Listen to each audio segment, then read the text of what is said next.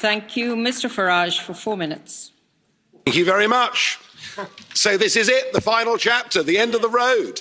A 47-year political experiment that the British, frankly, have never been very happy with. My mother and father signed up to a common market, not to a political union, not to flags, anthems, presidents, and now you even want your own army. For me, it's been 27 years of campaigning and over 20 years here in this Parliament. I'm not particularly happy with the agreement we're being asked to vote on tonight, but Boris has been remarkably bold in the last few months, and Ms von der Leyen, he's made it clear, he's promised us there'll be no level playing field. And on that basis, I wish him every success in the next round of negotiations, I really do. But the most significant point is this. What happens at 11 p.m. this Friday, the 31st of January 2020, marks the point of no return. Once we've left, we are never coming back, and the rest, frankly, is detail. We're going, we will be gone. And that should be the summit of my own political ambitions. I walked in here, as I've said before, you all thought it was terribly funny. You stopped laughing in 2016. But my view has changed of Europe since I joined. In 2005, I saw the constitution that had been drafted by Giscard and others. I saw it rejected by the French in a referendum. I saw it rejected by the Dutch in a referendum. And I saw you in these institutions ignore them, bring it back as the Lisbon Treaty and boast you could ram it through without there being referendums. Well, the Irish did have a vote and did say no and were forced to vote again. You're very good at making people vote again, but what we've proved is the British are too big to bully, thank goodness.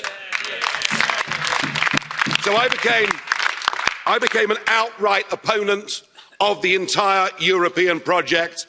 I want Brexit to start a debate across the rest of Europe. What do we want from Europe?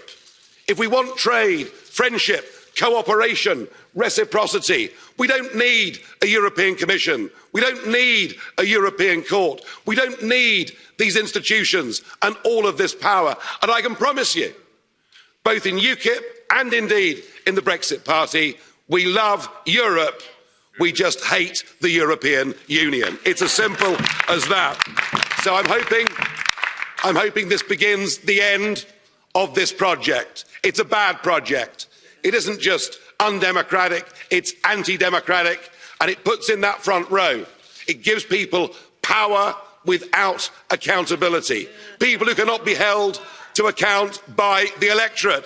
And that is an unacceptable structure. Indeed, there's an historic battle going on now across the West, in Europe, America, and elsewhere.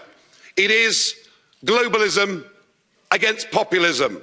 And you may loathe populism, but I tell you a funny thing, it's becoming very popular. And it has great benefits. No more financial contributions, no more European Court of Justice, no more common fisheries policy, no more being talked down to, no more being bullied, no more Guy Verhofstadt. I mean, what's not to like? I know you're going to miss us.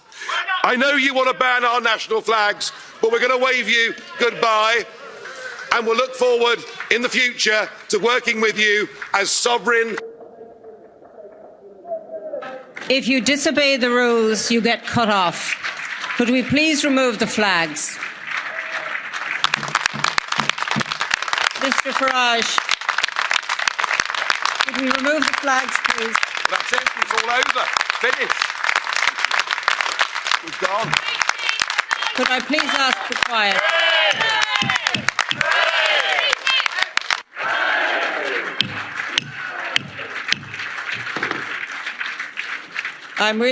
Please sit down, resume your seats, put your flags away, you're leaving, and take them with you if you are leaving now. And goodbye. Can I just say, if I may say, just in a slight reference, the word hate was used in the last contribution.